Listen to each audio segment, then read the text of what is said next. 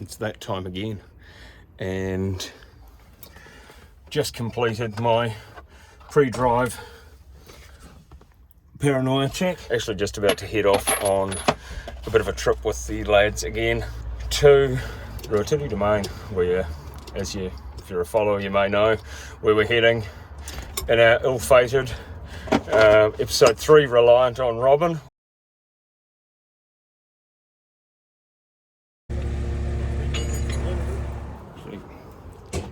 Got a little bit of extra hardware on the back this time, so that might give you a little bit of an indication of what we're up to. We'll hit the road and have an update shortly. Well, we made it, and it's starting to get a little bit dark now. Just see another visitor. Oi! Just that's the best way to greet people. Anyway, we've just arrived and gotten set up. Yeah, we made it further. Comment of relief once we got past the spot we lost it, despite the fact that I've put about 2,500 K on the vehicle since then. Now it's time to get in and get set up, so let's make a montage.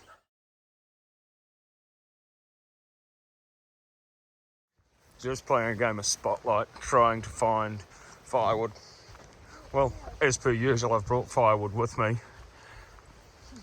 There's always a bit of hunter-gatherer involved in trying to find firewood. Thankfully, I know my way around this campsite pretty well in the dark and where most of the campsites are. Looks like it's going to be a good night with some stars. It'll get even better later because there won't be light pollution of people trying to light up the stars with their torch. Firewood raid was reasonably successful and we've come back and the fire's still going, so I'm going to call the win. Trying to get too far ahead of myself and smothered the fire before and just getting it back going again now. So I didn't have to concede defeat. We actually got the fire to a point where I can cook on it. 170, we're very hot in the middle, so I'm going to work along the two sides to try and keep in a normal sort of a cooking temperature. Honey soy ginger chicken tonight. Continuing with the not burger theme. But because we're about 300 degrees in the middle, I put our water on, see how our water goes. It's up to 70 degrees already, so it'll be boiling any minute.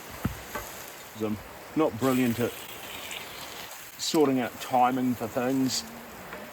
The rice is still cooking, instant rice. And by instant, they mean 10 to 15 minutes. Not really my idea of instant. Chicken there, which will probably pull apart. Smells good. That chicken is so moist and beautiful. It's good. I'm very impressed. Dinner's down. It's time for dessert, round 1.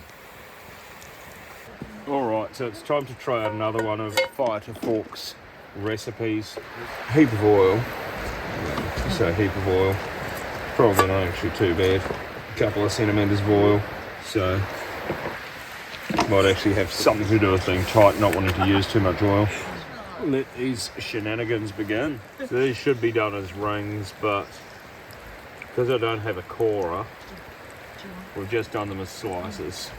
Wooden spoon's not really what you should be using for this apparently, but wooden spoon's what I've got, so that's what I'm using. Hopefully this will pay off, but we'll put it to the test. Looks like they're trying to out-gourmet me. My apple fritters, not quite cutting it, and we're going chocolate instead. Well, they're even looking golden brown now. Never a frown with golden brown. They're just so light and fluffy. They remind me a lot of apple and cinnamon donuts, which is something that I really love but haven't been able to eat for a long time because very few places make them gluten-free.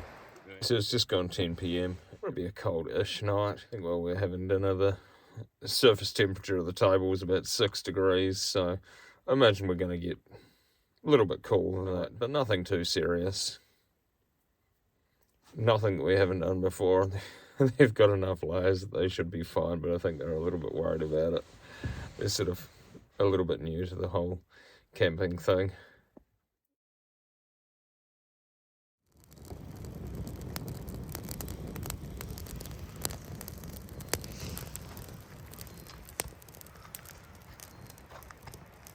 Dropping on the fire again for breakfast.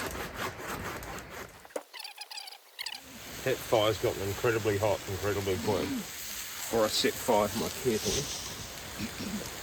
There was a false alarm last time. I didn't actually burn the arse out of my kettle. So I better not do it this time. Because of how hot the fire is, I'm just going to have my oven mitt on to do it.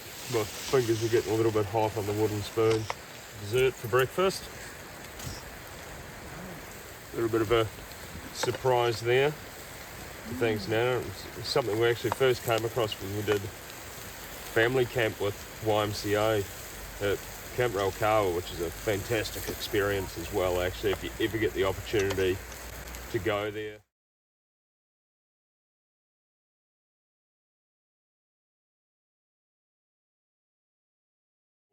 Highly recommend it. Show you just what's going on with that shortly. A nice healthy dessert for breakfast. I invested after last time. I managed to find the grater that I was looking for.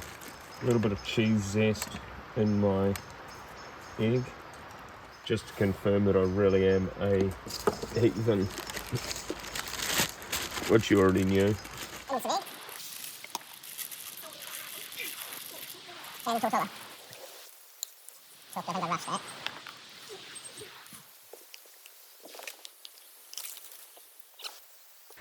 just sear it without completely annihilating it.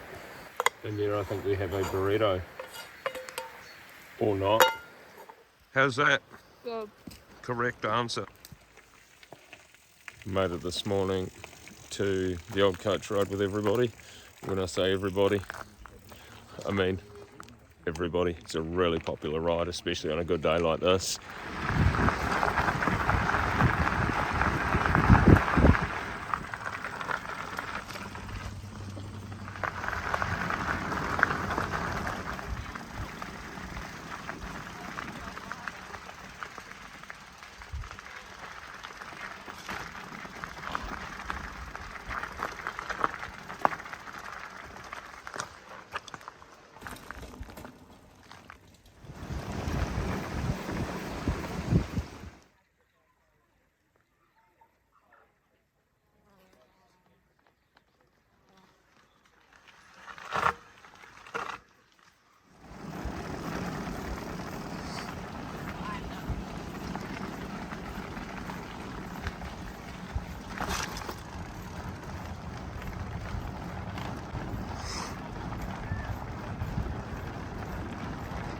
This viaduct actually forms part of the original railway alignment. It was moved during the Think Big project of the 1980s to allow for electrification and better alignment.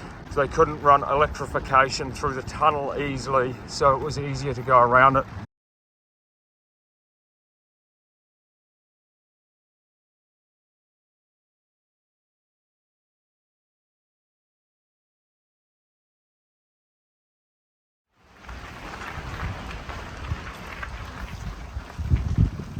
These were the three proposed options when building the main trunk line that I mentioned in the Munga Calling video. This one here being the western line, which about here was the viaduct we were at.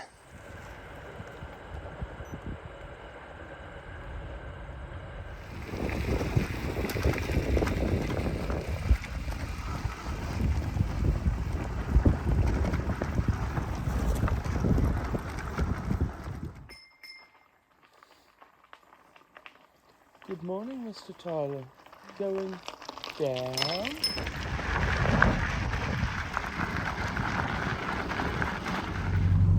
Good successful trip. All in all, did about 40k-ish with the boys. And so they've done really, really well. For one of them, that's the biggest ride he's ever done. Sun's starting to go down behind us. So it was the old coach road. Part of the Mountains to Sea cycle trail, and it's grade 3 trail, 15 kilometres each way, and I personally recommend starting here at Ruatiti, heading into Owakuni and then coming back. If you're wanting a bit longer ride, Owakuni's got a lot of fantastic eateries. Utopia and the Blind Finch are definitely two of my favourites. Dessert time. A little bit more exciting than dinner, which I didn't video because I don't think anyone really needs to see 2-minute noodles on the fire, because nobody wants to die alone. We're all going to die together of a heart attack around the fire with deep fried mini Moro bars. That's the sort of thing that you do after being nice and healthy and going for a 38-kilometre mountain bike. All those years you added to your life, multiply it by 10 and subtract them right now. The difference being that we're not deep frying them, we're shallow frying them. A, because I don't have a lot of oil, and B, because I'm shallow. I have no idea how this is going to go. Something I've never ever tried before. Probably for good reason. They don't seem to take quite as long as the apple fritters. So I think that you sort of work on a minute per health star rating. And so as these have a 0 health star rating, in fact it's probably negative, you should just probably never even put them in the frying pan on the fire. This is what happens when you listen to your children. I've never tried deep fried Moro bars or anything like that in my life, and I think there's probably a good reason why. That is incredibly strange. I can't get past the oil taste, but I'll probably have another one just to make sure it's not an anomaly. There we have it. The end to another day. Fantastic to get out and do that ride, and treated this evening to best night sky that I've had out of all the times I've come to Ruatiti. Maybe it's because it's probably the latest in the year that I've been here, so it gets dark a little bit earlier and I don't have to stay up to see it. So while I'm out there taking photos, I could hear some Fio, native blue duckle. I have seen them here before feeding, but not actually heard them call, so that's pretty awesome. All in all, a fantastic day. So from me, it is good night. It's a new day, and we're up. Got a good fire going. One of the vacated campsites had kindly left us a gift box. Almost makes me want to stay here another couple of days now. But got work and kids, so better not. Gotten the better of me. I can't just have porridge for breakfast. I've spotted some avocado. Gonna have a scrambled egg and salad and avocado and a tortilla. So a slight different take on yesterday's burrito. Second coffee's on the go, and hopefully that'll wake me up enough to realise that if the frying pan was in the fire, it'd be warming up by now. Looks like we've got the toaster going too.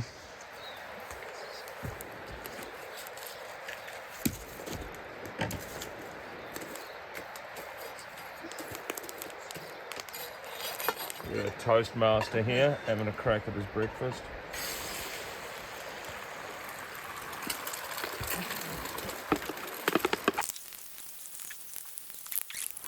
Again, partially organised. We don't do things by halves because we're not even that organised. Third, or maybe even only 3/8 on a good day. I'm more of a 5/16 kind of person. Greenery to cancel out the deep fried Moro bars. Avo, all the fancy stuff that you don't normally have unless your mother comes camping.